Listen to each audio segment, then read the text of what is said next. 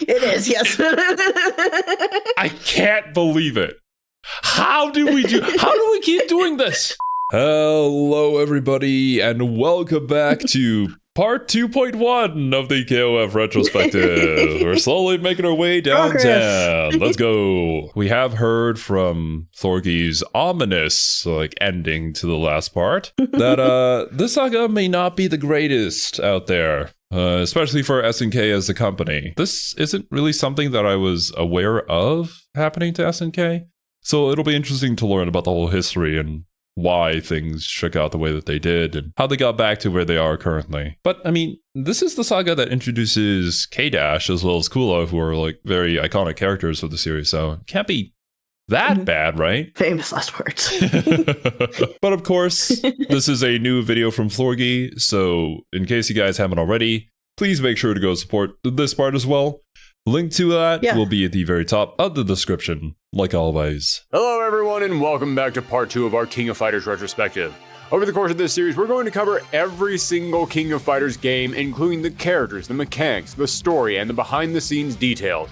In part 1, we cover the first 5 games, all part of what would become known as the Orochi Saga. If you missed that video, then a card for it should be popping up right now, but if you need a quick refresher on it, King of Fighters was a crossover between... Okay, honestly, the thing that I love the most about Thorgi's retrospectives is also learning about the real world history behind how things came to be, and the thoughts of the team that worked on it, the devs, and certain situations during those times that end up causing things to be the way that they are. I love the behind the scenes stuff, various SNK games, including Fatal Fury, Art of Fighting, and more.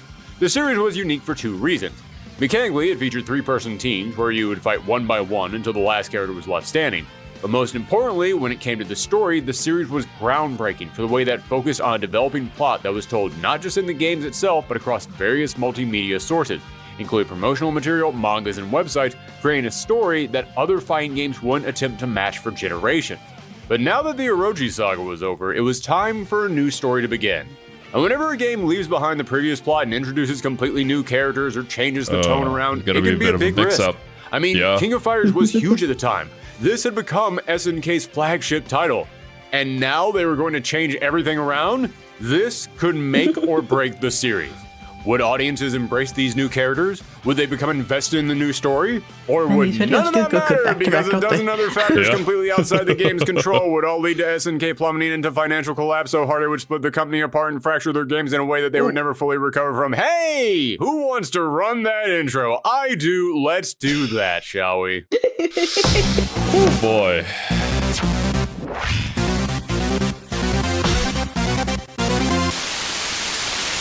It all began in 94, and found rolling in 95.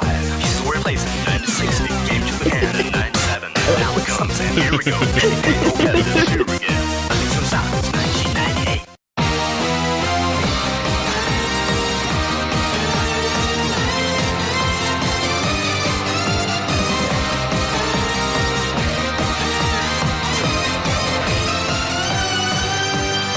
Hey, competitive here again.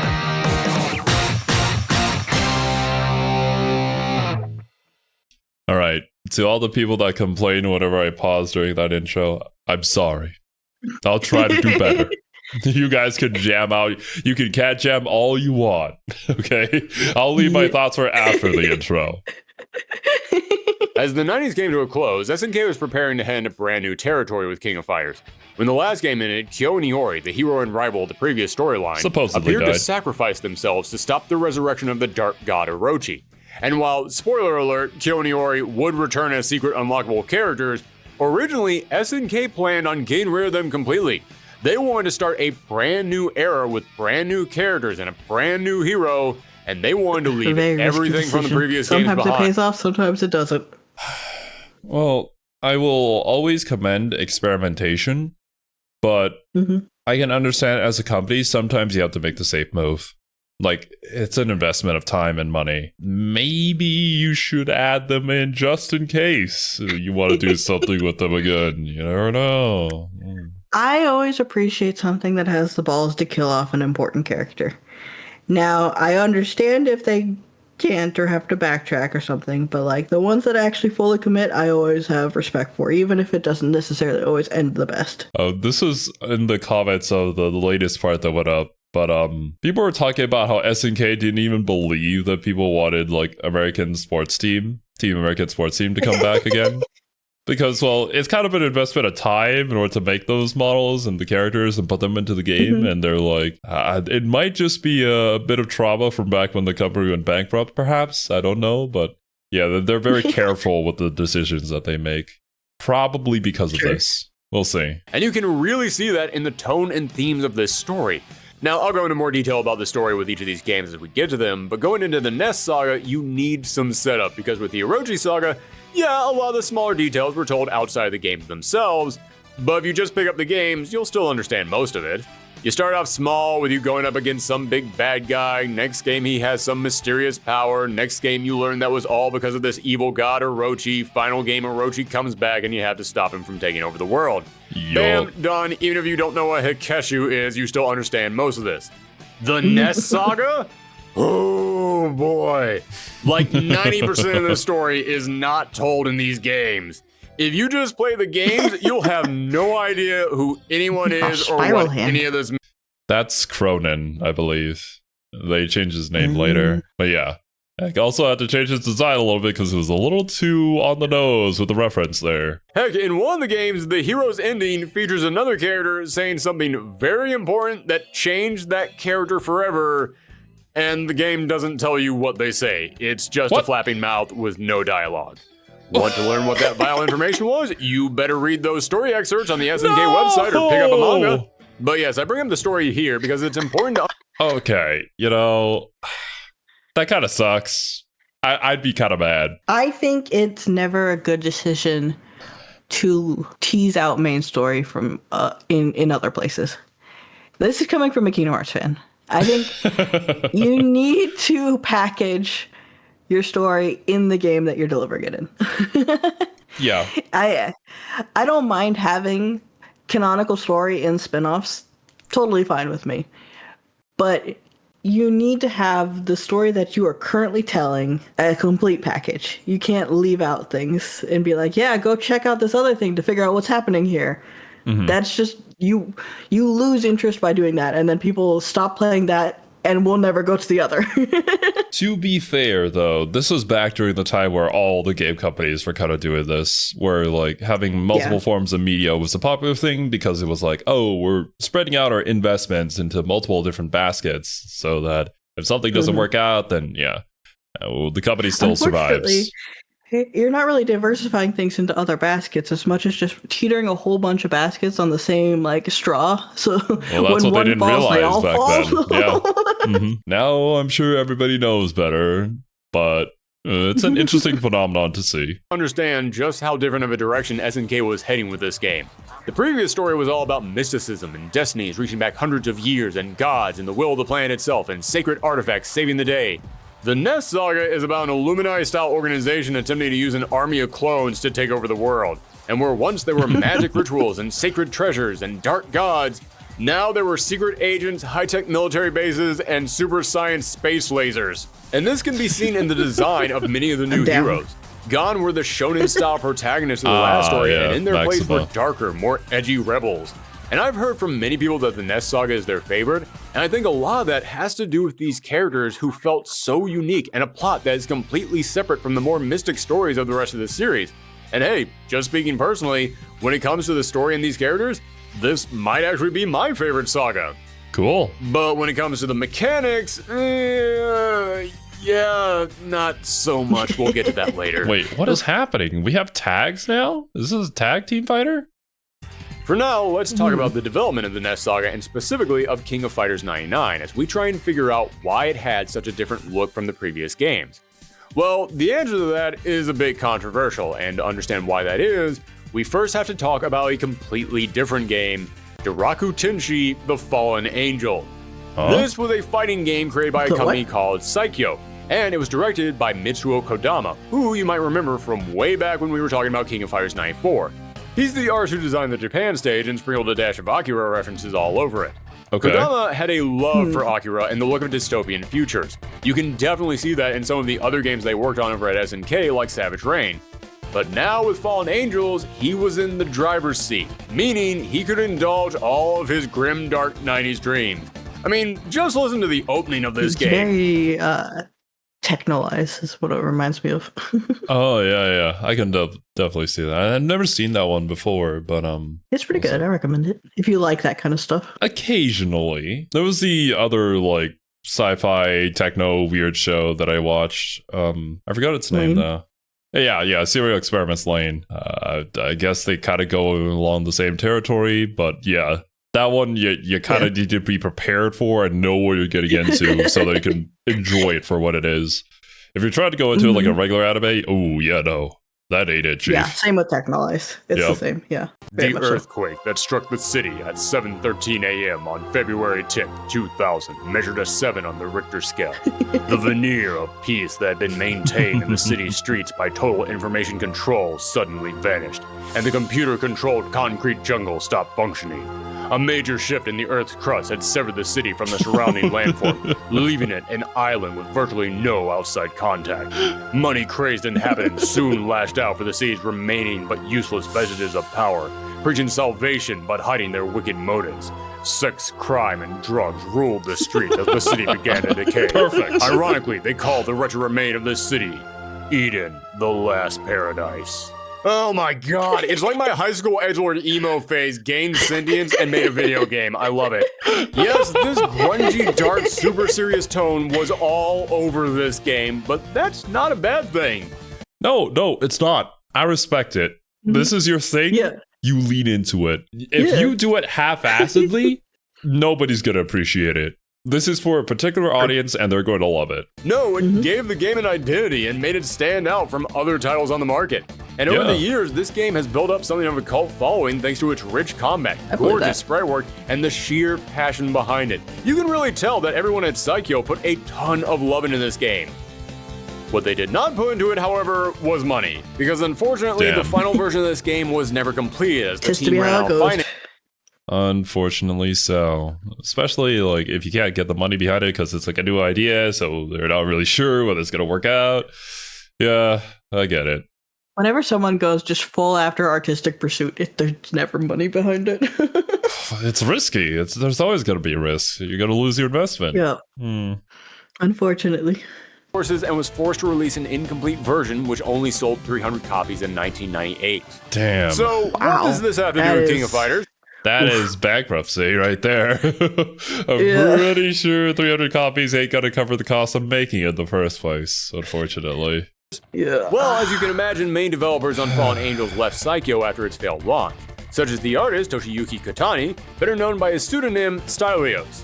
Now, Stylios was the lead artist on Fallen Angels, and his sleek, dark street style is probably one of the best things about this game.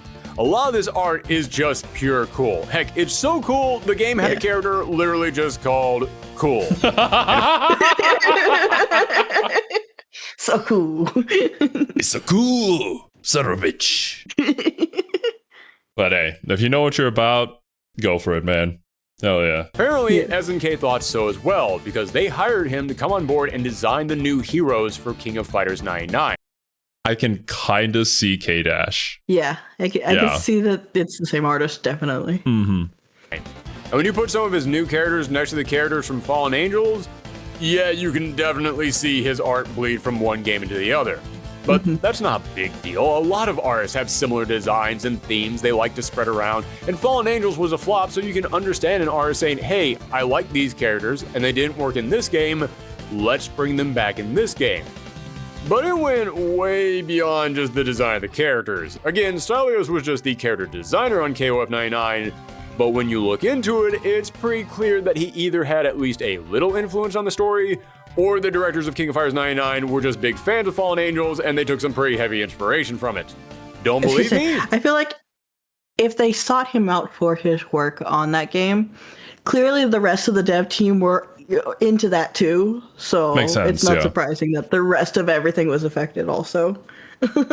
From that perspective, it's like, we know that we want to move the story in this direction. And this is the guy that we really like his story, and he has the right art style for it. So of course we would get this guy. Yeah, that makes sense to me. Fallen Angels featured Haiji Mibu, a white-haired, sunglasses-wearing, black leather-sporting fighter who was a survivor of a series of experiments by a secret crime syndicate to create the Ultimate Soldier.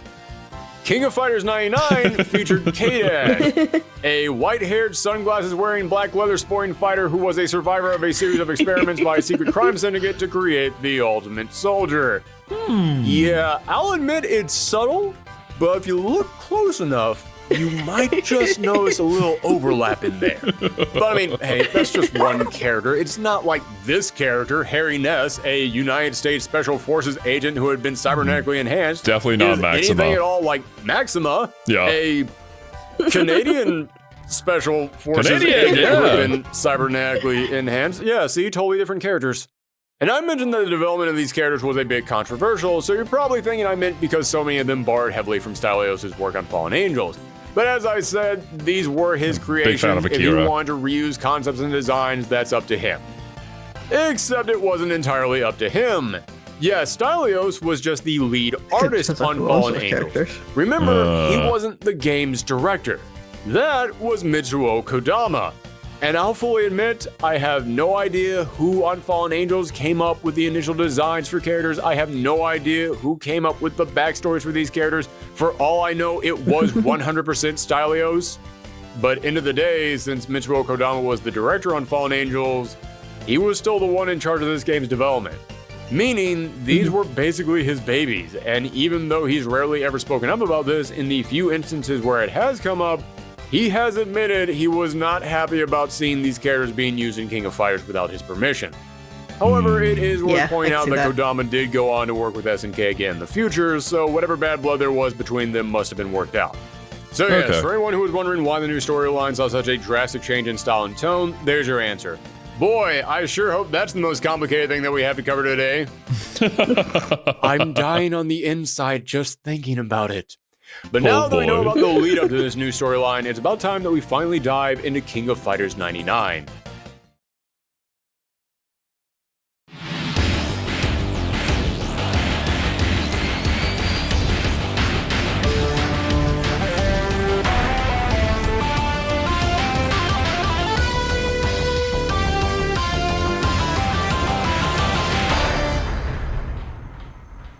King of Fighters 99 was released on July 22nd, and when you start the game up, you can immediately tell something is different.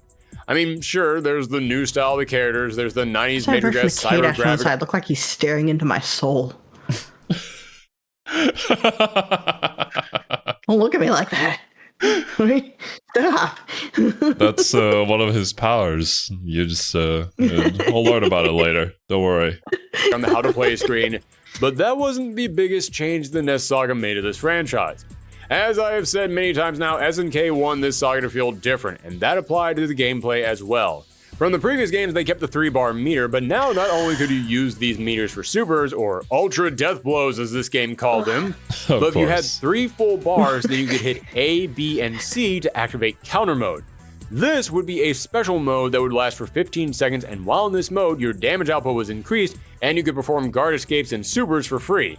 And you could now cancel certain moves into your supers that couldn't be canceled before. Okay. But if you hit B, C, and D, then you would use all 3 bars to go into armor mode. This mode would only last for 10 seconds, but your defense would be increased, and you would get a hit of armor on some of your moves. Now, I really like this idea in theory. I mean, max mode in the previous game was pretty good, but this provided variety to it, so that way you could choose which mode complemented your playstyle or the situation that you were in. But the fact that you had to use all 3 bars of meter for it, and you couldn't build up meter for a period of time after activating it, made the drawback way too severe to make this worth using for me. I mean, these modes are good, but think about the fact that you can't spend a single bar of meter on supers or guard escapes throughout the entire match just to pull it off. Plus, your meter didn't transfer from one character to another. The moment that one character is knocked out and the next one comes in, you are back to 0 bars. Meaning... You know, that's not how it works in modern KOF. Because, like, in 15, when you lose a character, you kind of gain the advantage by having more meter than the other person. But, SNK, not surprising, experimental. They experiment with everything. Like, we're coming up with new stuff. Some of them have been great. Others, not so much. Like the whole social link system, in theory, pretty cool. In practice, please no. Please. Typically, if you have all 3 bars filled up, you're probably already doing really well, so you don't really need the advantage that these modes would give you. More. You're already doing just fine on your own. So, okay, you got 2 new modes that you can activate, and that's all well and good, but that's pretty similar to the max mode from the previous games. If SNK wanted the Nest Saga to stand out and feel really different, then they would need something big. They would need something that would completely change around this 3-character team fighter. That's the tag.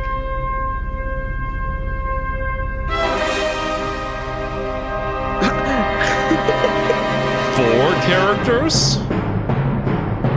Yes, remember in part 1 where I said the 3-person team structure where you play as one character until you lose and then you swap out with your next character would continue to be the defined structure of the King of Fighters series? Well, I lied. Sort of. Because King of Fighters 99 changed the game to a 4-person team structure. Sort of. Hey, we did it before Marvel took on. Let's go! Well, not exactly, but... I mean, the difference is you can't have all 4 of them on the screen, I don't think. Because while each team now consists of 4 characters, at the start of each match, you can still pick only 3 characters to play as. And I actually kind of like this. Interesting. I mean, for starters, it gives you more variety when you play So through you're the basically kind of like when you take 2 decks into a card game tournament, right? Yeah. It's like your opponent doesn't necessarily know which one you're going to use. It's both your options. That would make for an interesting character select, where there may be some strategies if you're very flexible with characters, where you counterpick. Mm-hmm. And then they try to counterpick you, but then you end up swapping over to the other one that would counterpick their counterpick. Mind games. In a way, it actually kind of reminds me of like competitive League of Legends, where they have the draft mode. Okay. And then you can have bans. One team selects 1 character, the other team selects 2, and then there's like this whole strategy between like which ones do we secure first because they're the strong ones and they'll be good against any matchup, and then which ones are more volatile so that we wait to select them later and stuff like that. I don't think this is going to go to that sort of extent, but it's a neat idea. A layer because you have more characters that you can mess around with, and when you go up against other players, it gives you more options to adapt. But the big reason I really dug the 4-person structure was for another reason why I love King of Fighters. It made the teams themselves so much more interesting. Yes, I've mentioned several times that King of Fighters is a series with a more intense focus on characters, and because of that, seeing what fighters get added and who joins whose team is one of those things that fans look forward to with each installment. It leads to unique interactions with some important development for these characters. I mean, this is a series where you're just as likely to hear someone say they want a character in a game because of how they play, as you are to hear someone say they want a character in a game just because they want to see how they would interact with the other characters on their team. And by providing teams of 4, SNK created some really unique combinations of fighters that we hadn't seen before.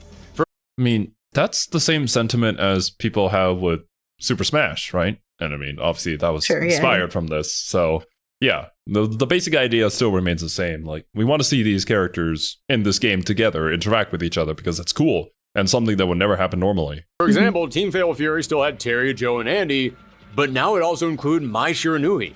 Yes, one of the most iconic characters for the Fatal Fury series finally got to be on the Fatal Fury team because they now had an extra roster spot. And for the teams that didn't have their own franchises or whole universes of lore that they could pull from, this was the perfect excuse to introduce brand new characters. But as I said, even though you had 4-person teams, you could still only go into battle with 3 characters. So, what was your 4th character doing this whole time? Assist? That's where the biggest new mechanic of this game came into play. The Striker system. Yes, KOF 99 introduced Strikers, the ability to call in your 4th teammate to do an assist attack, with each player being given a limited number of strike bombs, as they were called. So once you used up all your strike bombs, you couldn't call in your assist anymore. But every time that a character on your team was KO'd, you would gain 1 extra strike bomb. And this striker system would go on to define the Nest Saga, being the most iconic mechanic of these games. But iconic doesn't mean good. Listen, on paper, I really like this idea. I mean, I grew up playing Marvel. I am totally behind the idea of having assist attacks. But the way it was implemented into this game wasn't all that great and was pretty heavily criticized, with many saying it felt clunky and like it was just designed here to be a gimmick instead of an actual mechanic that made sense. For starters, in order to summon out your striker, you couldn't be doing anything else. You couldn't be moving, you couldn't be attacking, you had... Oh, no. Yeah. Yeah, that won't What? work. Then there's literally no tech to it. There is nothing for people to discover to gain advantage off of that. It's just it just leads it to a gimmick. Damn, we messed up. to have your player just pause and stop as they stand there and introduce the striker. It's like the game itself was stopping the whole match to make sure that you knew about this crazy new mechanic. And because you had to pause to summon the striker in, more experienced players would always see this stuff coming a mile away and would leave you wide open for them to punish. And the assists themselves were wildly unbalanced. Some of these were big, massive combos that you could add onto. Some of them were grabs that left your opponent wide open. But then others would just be one quick special or an attack that required your opponent to be at the exact right spot for it to even activate. Means sometimes you would waste a strike bomb just to summon in your assist so that they would stand there for a second and then peace out. Oh, and as for how you'd activate your strikers, you had to hit the B and C button together. Okay, that doesn't seem like a big deal. If you're playing on stick, if you're playing at home on a controller, B and C are heavy punch and light kick. Meaning if you're using, say, a PlayStation controller, it's the X and triangle button. Not exactly the most convenient button placement. If you got big thumbs like me, you're just as likely to call in your striker as you are to mash all the buttons at once. Oh yeah, 100%. I couldn't do it. I had to set macros for BlazBlue because oftentimes, I would just hit all the buttons. It's just not good. I have the opposite problem. My fingers are too small, so it's hard for me to reach some of the like that. No skill issue. No. Yeah, the striker system was not initially received very well. It was considered pretty clunky, which, in my opinion, kind of extends to the rest of the combat. Yeah, going from the smooth, clean King of Fighters 98 to this, 99 definitely feels stiffer. Commands don't flow together as well. Don't get me wrong, I don't think the game is bad, not at all, but whenever I see KOF fans rank all the games, 99 is always in the bottom half.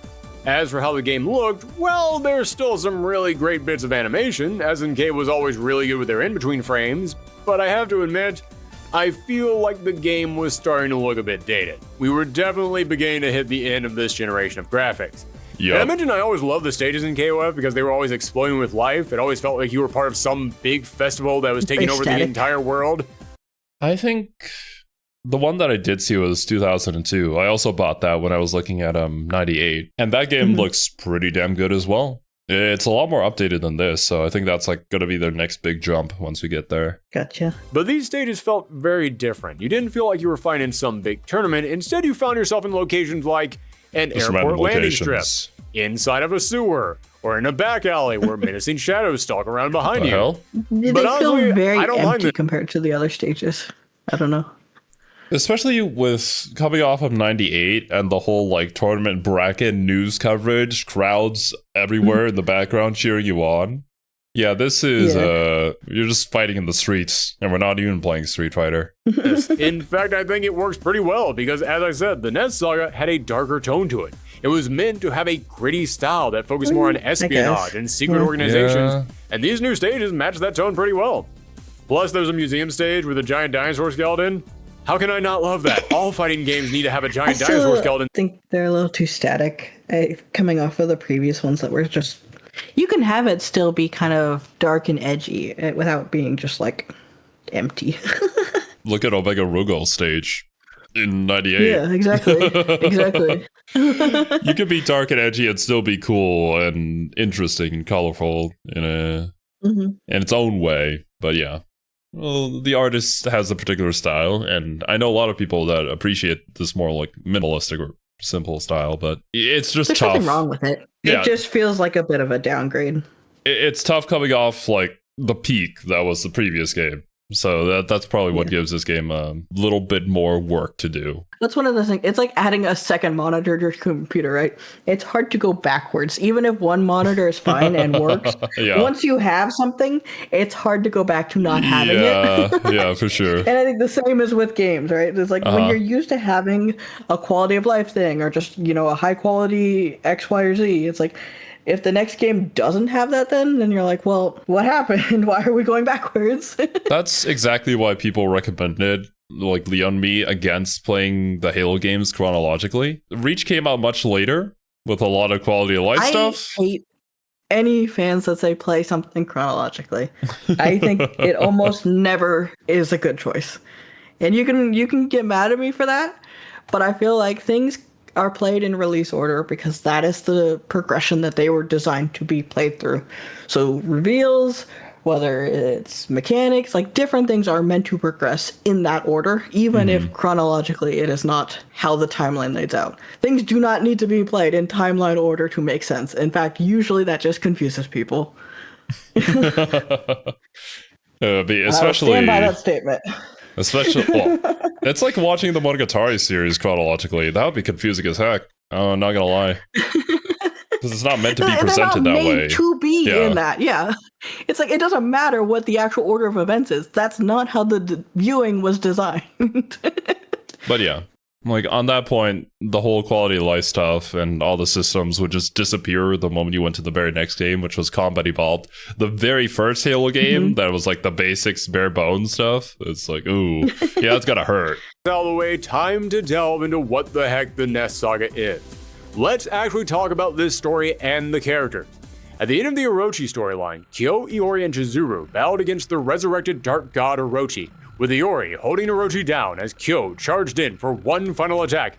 Everything fades to white, and it looks like our hero and rival had died. But no, what actually happened is that they succeeded in killing Orochi's vessel, and Chizuru locked the spirit back away within the earth. After this, Kyo and Iori passed out, and while he was unconscious, a secret super sci-fi criminal cartel named Nest snuck in and kidnapped Kyo. Which raises a very important question. Who are these guys? What the hell was Chizuru doing during all this? I know stealing the god away probably took a lot out of her, but did she just leave Kyo unconscious on the ground? Or did she see the Nest guys moving in and she just said, this doesn't have to do with Orochi, this doesn't have to do with me, I'm just gonna mind my business. Anyway, Nest kidnapped Kyo and experimented on him, creating an army of clones made from his DNA, because this was the 90s and apparently clones were big at the time.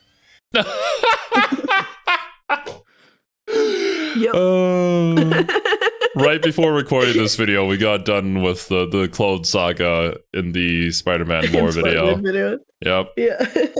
That was a trip. However, the clones might have had Kyo's power, but they didn't have his mind, nor his fighting ability. So Nest decided to host the new King of Fighters tournament in order to collect the data on these contenders and transmit them directly to the Kyo clones, who they had stationed around the world waiting for the order to attack. So, who were these competitors that Nest had invited to their big elaborate trap? First up was the new hero team, made up of the returning Benimaru and Shingo, who were joined by the new characters Maxima and the hero of the saga, K-Dash. Yes, that is how you pronounce that. No, I don't know why. Although I do know that they took his name from a clone character in the light novel Armored Trooper Votom's Blue Knight Berserker story.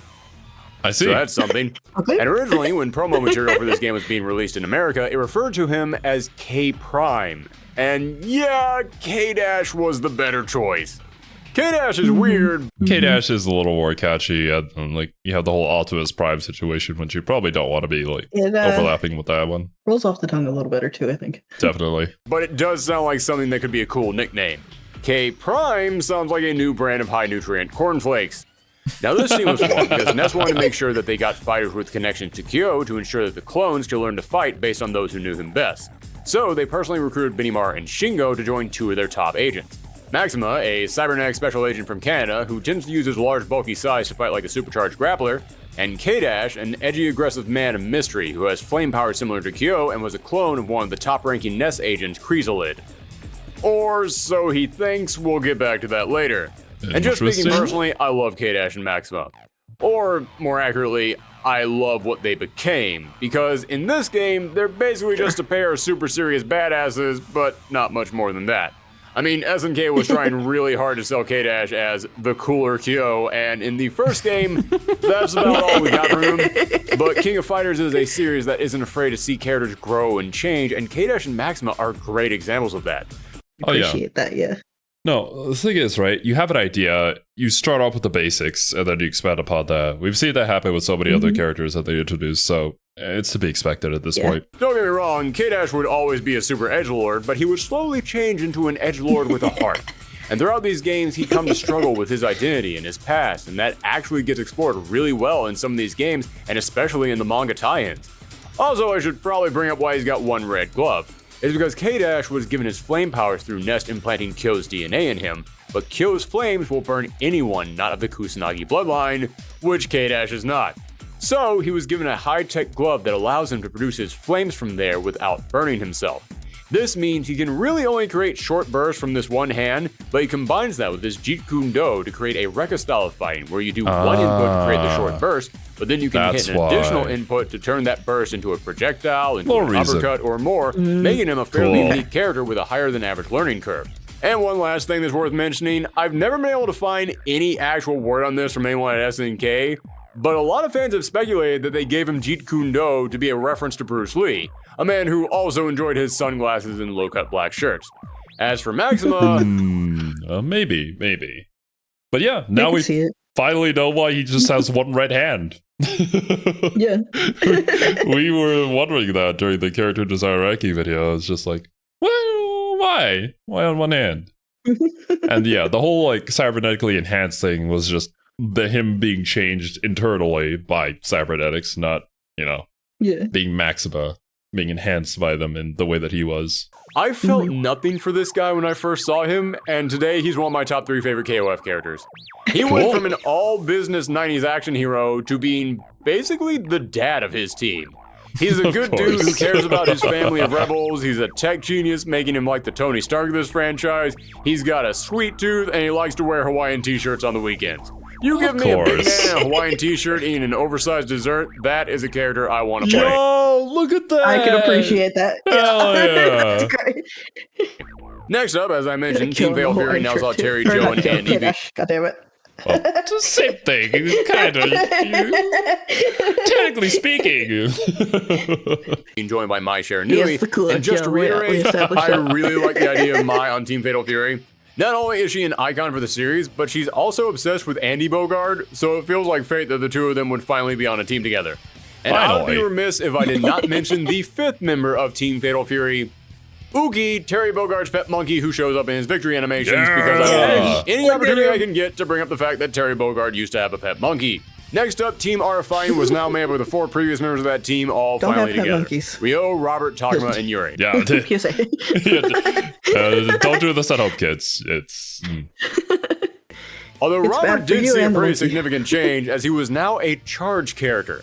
And I understand not wanting a team of 4 Shotos altogether, but wow, going from traditional Shoto inputs to charge attacks was so hard to get used to.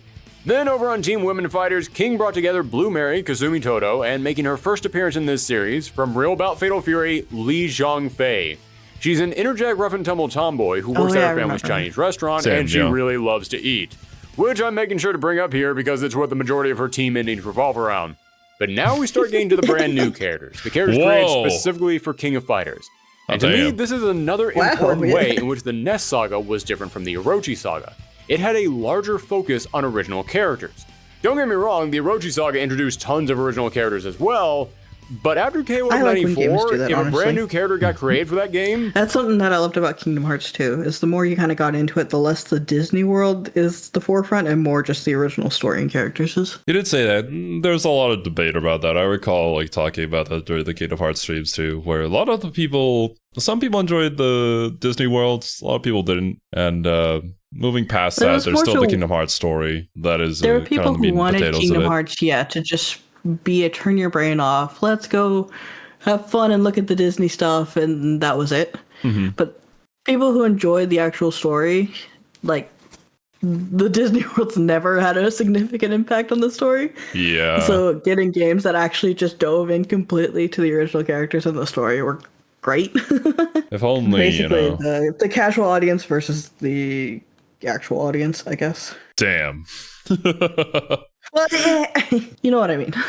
yeah, I get what you mean. People are going to misconstrue your words, the casual audience is the person who goes into Kingdom Hearts 3 and goes, well, why don't I understand everything? Why I didn't play any of the previous Kingdom Hearts? What? bad game. And it's like, well, okay. Yeah, that's frustrating. I get it. You're wanting something that it's not meant to be then at that point. Look, I don't have much skin in the game, but if there wasn't a world where, I had to listen to Under the Sea over and over and over again, I think my experience of playing Kingdom Hearts would be better. I'm just saying. Yeah. Fair. It was a character whose story related very closely to Orochi. They were a character who was important to the plot. But starting with the NES Saga, they could just start creating brand new characters that didn't tie into anything. They were just a new character for this world. You see, before this, KOF was still largely an SNK crossover game, but by the time KOF 99 rolled around, almost all of SNK's franchises were starting to dry up. According to the current head of SNK's fighting games, Yasuyuki Oda, Fatal Fury 3 in 1995 and Art of Fighting 3 in 1996 underperformed, and as the decade went on, SNK started to suffer from financial troubles. So they had to start dropping their lower performing IPs. So they no longer had a lot of new titles to pull characters from. That means that they would have to create original characters. And to me, this means the NES Saga really helped KOF to split off and become its own thing rather than just a crossover game. First up, on Teen Korean Justice, Kim Chang and Choi returned, but now they introduced the new character Jun Hoon, who was Kim Kap-hwan's friend and rival, both of whom had trained under the same master and had a firm belief in fighting for justice. Jun was intrigued by Kim's rehabilitation program and decided to tag along to study it. But as I mentioned, Jun is also Kim's rival, so he tends to criticize Kim's methods, believing that he can do them better.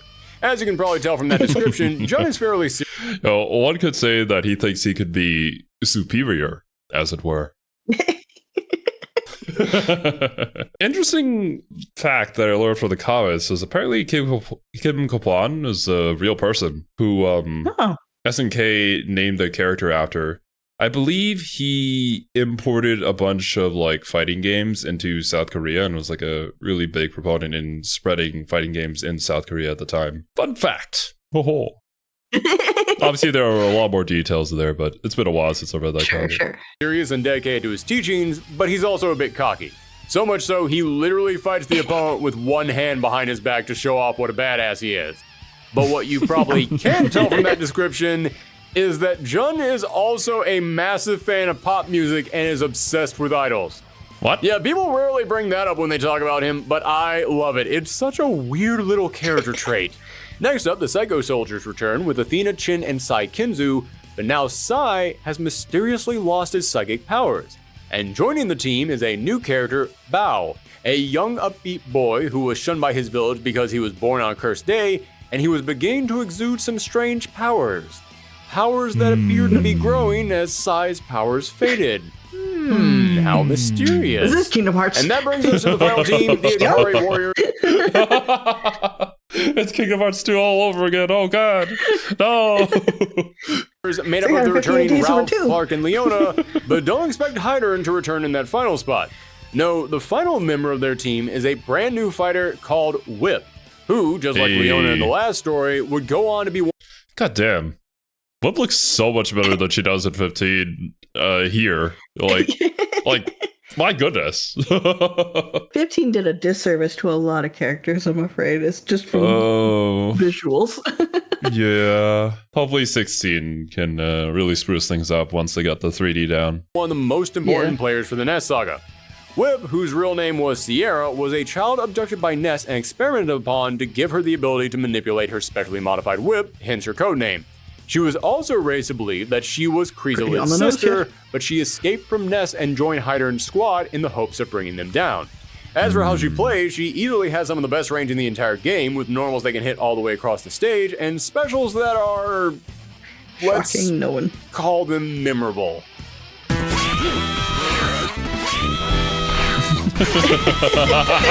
I can't be sure, but I think some of her moves have audio tells. What do you think? But before we move on, here's a fun fact about Whip. She was originally supposed to be introduced in KOF 96, but they decided to go with Leona instead, which means then some alternate reality out there where things went differently, Leona would have been introduced in the NES Saga, and Whip would have been the one with the Orochi bloodline in her, causing her to run around like a cat. Yeah, that's still really weird. Because of this, the designers decided to make Whip look like the polar opposite of Leona, giving her short hair to contrast Leona's long hair, and covering her from neck to toe to contrast Leona, who dressed with more revealing attire. Now, there were 2 more spots on the roster, although at a see. glance, you might be wondering why they appear to be the same person. This is Kyo 1 Kyo and Kyo 2. and Kyo. These, as you can guess, were some of the mini Kyo clones yeah. created by Ness, and neither of them have any story-related content, no in-game endings, no backstory, nothing like that. Then why? They're just here because Kyo 1 fights like Kyo did in KOF 94 and 95, Kyo 2 fights like Kyo did in KOF 96 and 97. Because Okay. SNK is determined to want. never let an old version of Kyo die. They had one game where Kyo couldn't launch out a fireball, and they said, never again. Which, of course, brings us to the actual Kyo and Iori, who, as I mentioned earlier, were unlockable characters. And how did you unlock them? Get ready for the most complicated unlock method you have ever heard. Oh shit. To unlock Kyo, you would have to go into arcade or versus mode, then go to random select, then using the random select, you would need to get lucky enough to form a team made up of at least 3 of the following characters: Benimaru, K-Dash, Kyo 1, Kyo 2, Maxima, Shingo, or Whip. Then in versus, you would have to win the match, or in arcade mode, you'd have to beat the entire game. Once doing this, you would get a portion of a code. One sounds easier than Once the other. the entire code was revealed, you would see a K on the title screen. And then, and only then, could you go back to the character select screen, hover over the random select button, hold down start, then press left, right, up, left, down, right. Then finally, Damn. Kyo would appear over the blacked out Kusanagi Sun logo. Are you kidding me? What? Who thought of this? Who discovered this?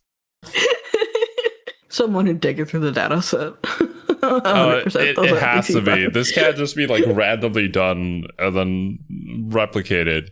Because either that or it was just leaked by one of the developers after some time had passed. But yeah, video game developers are such nerds, man. They have the most convoluted ways for people to find their Easter eggs. Look at Yoko Taro just randomly having a 3D model of Neo in the Drakengard games. Like, why?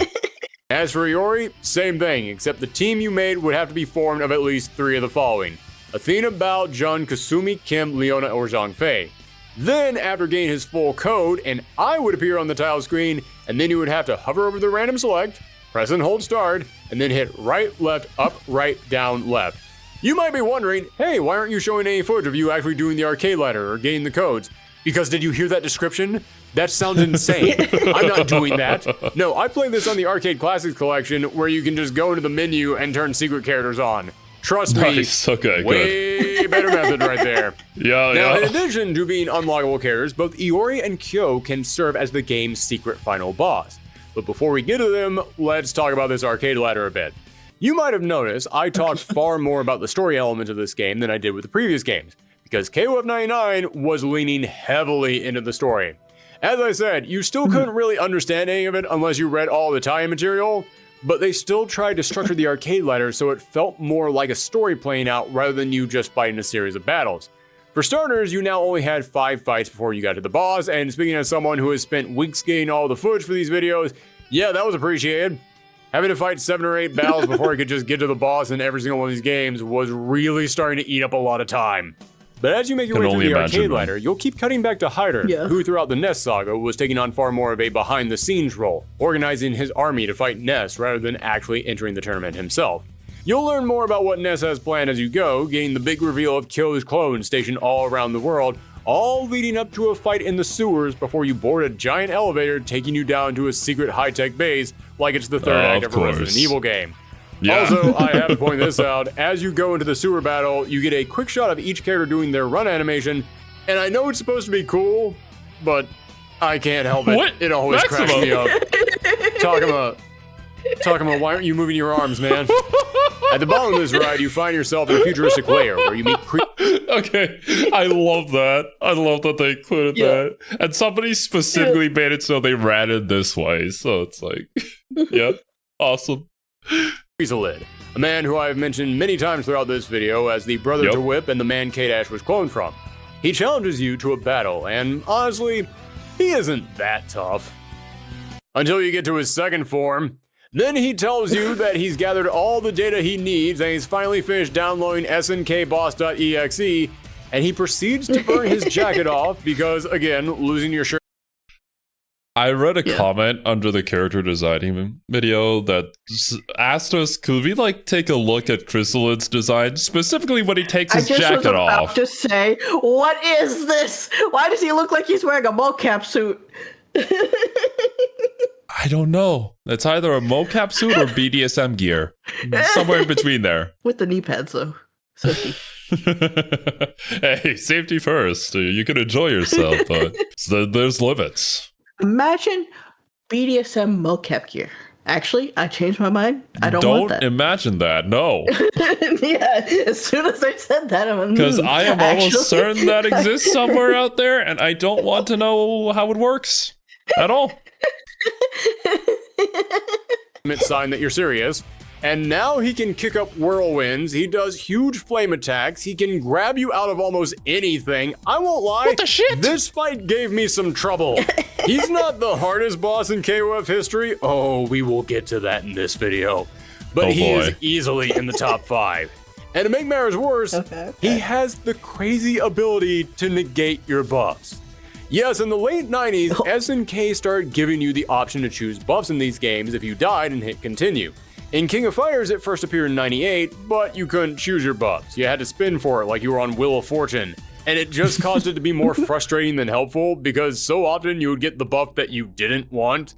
But in KOF 99, you could now choose your buffs. However, Okay. because Chrysalid has 2 phases to his fight, any buff you pick will only Is apply gone. to the first round. You know, Bruh. the easy round that you don't need help with. But when he goes Super Saiyan, yeah, that's considered a whole new battle and your buffs are gone. Oh, and one last thing to point out. Remember how I said many of these characters took inspiration directly from the game Fallen Angels? Guess what Chrysalid's theme song is called? Fallen Dear Angel? Fallen Angel. Yeah, they weren't even trying to hide it at this point. But if you do manage to beat him, well, that's when things get interesting. Because you see, throughout the game, you'll be awarded points after each match, depending on your performance. If you get Okay. enough points, then either Iori or Kyo will appear after you defeat Chrysalid. Kyo has been off on his own looking to get revenge against Nest, and Iori has been off on his own trying to find and kill Looking Kyo. to get Yeah, revenge. Iori really only has one thing on his mind. Now, Iori looks the same. You already know. Iori is just the JJJ of this universe. He's got one thing on his mind, and he is determined to find it. He's like, what's his name from Blaze Blue? The Jin? blonde guy who's always chasing after, yeah. Yeah, Jin's one thing on his mind, and it's only Ragna. But Kyo received a massive redesign to represent not only the change in tone of the series, but also to show his own growth as a result of what Nest did. And also, they had 2 other versions of Kyo, so he had to look different. Well, that. But I think this fit looks really good on him. I think the white looks Oh, better. yeah, I do. I like the white. He went from a black jacket and white shirt to a white jacket and black shirt, and when you fight him, the match begins with him taking off his trademark headband and burning it. And this was That's huge. cool. This is one of the biggest Yeah. oh damn moments in the entire series. Seeing the former bright-eyed hero of the series, after being tortured and experimented upon, now literally burning away the symbol of his past, tells the audience this is not the youthful, upbeat, cocky protagonist you used to know. He had gone through some stuff, He's and it edgy had boy now. changed him. Now, after you beat the game, Hyder announces that he's captured all the Kyo clones before they could become activated. And Chrysalid's bosses inform him in the worst way possible that his services will no longer be needed as they proceed to blow up the base with him inside. Bro. At which point, Chrysalid gives the greatest expression in this entire series. Now, that is the face of a man who just got canned in front of the entire world. If a KOF streamer is not using that face as an emote, then something is wrong. After that, you get the team endings, and several of them proceed to flesh out the story with some really interesting twists. In the hero's ending, Ness says they're not just taking out Chrysalid for his failure, they also feel that K-Dash has outlived his use, and they decide to kill him as well. Only for Maxima to step in and save him. You see, Maxima was not actually a Nest agent at all. Maxima's friend Rocky had been killed by Ness, so he had his face and body Rocky. cybernetically modified so he could infiltrate the evil organization, and now he was making his move to save K-Dash. The two of them barely survive as they fight their way out of the collapsing Hardcore. compound, and now these 2 rebels are left on the run, swearing that Hey, they'll get their revenge and he's a real bring one, Ness though. down themselves. Yeah. Wait, what? What did you say? I toasted my patties. How about you, K-Dash?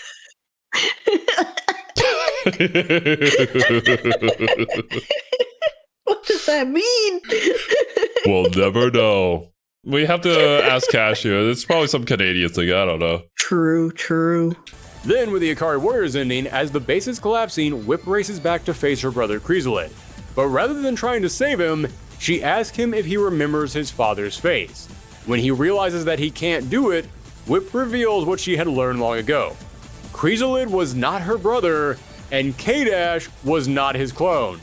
K-Dash was the original. Wait, what did I just say? Damn. You really are a simp.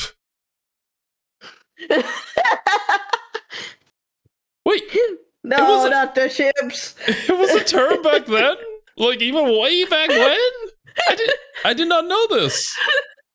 I wonder if it means something completely different. A simpleton? Maybe? I don't know. For those of you who were there, let me know. This was before I was even born, so I would know. Original, and Chrysalid was the clone. God, this really is the Spider-Man clone saga, isn't it? It is, yes. I can't believe it. How do we keep doing this? How do we keep doing two things completely unrelated to each other from the outside that just so happen to line up in the same thing on the same week? Yeah. What? Literally back to back. This is insane, man. God, we are like some sort of unintentional prophets. Right. Right. Useless. Like, there's nothing beneficial about this. Yeah. It just happens. Okay, what do you guys want to see in the future? Like some weird random combination. Let us know. We'll try making some videos on that and see how it goes. Don't worry, we got you guys. Now, there's something else about these endings that's worth pointing You out. can correlate anything. This game actually had secret endings for two of the teams. If you play as Team Fatal Fury and you win with Terry, Joe, or Andy, then you get an ending where as the base blows up, Terry stays behind and the team assumes he dies, going into a really somber ending with black and white photos of the team just walking around and trying to mourn him. It almost looks like it's being captured through a secret camera too, which really plays into the espionage angle of the Ness Saga. But at the end, it's revealed that Terry is indeed still alive and he's telling kids to eat their veggies, which is maybe the most Terry Bogard thing in Take the a world. hike, fat boy. Then all this blows up. Not 24 hours later, he's back on the street telling kids to drink their milk and stay in school. Thanks, kid. Eat your veggies and you can be tough like me. Oh, I love Hell, Terry. Hell yeah. Yeah. However, if you beat Chrysalid using Mai, then you get a far more comedic ending where Mai tries to trick Andy into marrying her. Oh my, will you ever learn? All kidding aside, I actually kind of dig this idea that each team could have different endings depending on who actually beats the boss. I would love to see SNK bring this back. I know it takes some extra work, but it's a really nice way to provide some replayability to these games. Even if you go through Arcade Live with the exact same team, you can still unlock something new. Same thing goes for the Psycho Soldiers. Beat Chrysalid with Bao, Athena, or Chin, then you get an ending where they try to escape the collapsing base, only for Kaoru Watabe to pop up and lead them to safety. Who is Kaoru Watabe? She was Athena's superfan that popped up in their ending in KOF 97. Yeah, remember back in part 1 when I mentioned one of the cool things about this series was how we introduced cast of supporting characters for each team that could help to flesh them out? This is a great example of that. But if you beat the game using Kinzu, then Chin and Bao get out of the base just fine, but Athena is trapped under a piece of rubble. Chin and Bao watch on as the base explodes, only for Kinzu to come walking out carrying Athena. His psychic powers now not only returned, but look at him! Look at the boy! His power level! It's rising! enhanced to a whole new level. But as a result, Bao feels his powers being sucked away. This confirms that their powers are indeed linked, and they both stem from a source known as the Dragon Spirit. That's something really interesting about the Ness Saga. In the previous Yeah, some crazy stuff happens in these Japanese animes, don't they? games, the Psycho Soldiers were kind of just here. They weren't really that important to the overall story. In the Ness Saga, though, they had a whole plot line all themselves that would play out over several games. Awesome. And there you have it. A brand new storyline for the King of Fighters had begun, and next year it would receive an updated version on the Dreamcast with KOF 99 Evolution, which came with 12 extra characters who you couldn't play as, but they could be used as strikers. And each of these characters had a Dark and Justice form to give them 2 different types of assist. You got Goro Daimon, Ryuji Yamazaki, Billy Kane, Chizuru Kagura, all staples of KOF by now. Yep. But then you got a second Athena Asamiya, now in her schoolgirl uniform, a 4th version of Kyo Kusanagi, so that way you could form a team of 4 Kyos. Then guest starring from other SNK titles, you got Alfred from Real Bout Fatal Fury. Oh, my guy who was supposed to be the protagonist, but it never really picked up after that. Oh, poor dude. Is your grandfather still hanging from the plane, by the way? You should really take him down. Guy Tendo from Briki 1, and Fio from Metal Slug, kicking off the long tradition of SNK teasing the possibility of putting a Metal Slug character into King of Fighters, and then never actually doing it. Then probably the weirdest addition, Syo Kirishima. Yeah, remember way back when we were talking about KOF 94 in part 1, and we mentioned that originally Kyo Kusanagi was going to be a character named Syo Kirishima?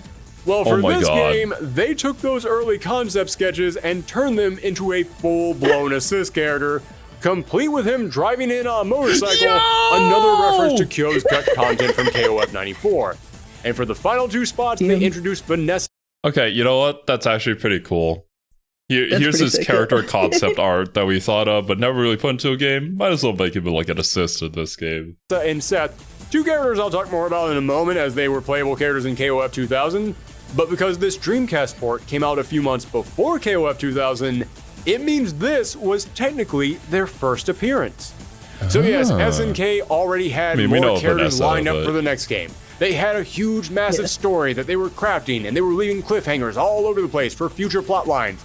Sure, as I said, the gameplay was a little clunky compared to the last game, and players were really torn on the strikers, but people were still excited for a new generation of KOF. They wanted to learn more about these characters. Okay, and above this all is the else, lead up to the disappointment. This game established something very important.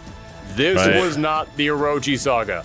This was something new. This was something different, and people were excited to see where it would go.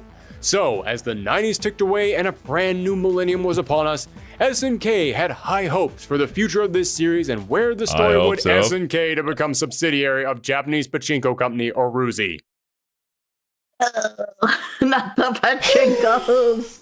No!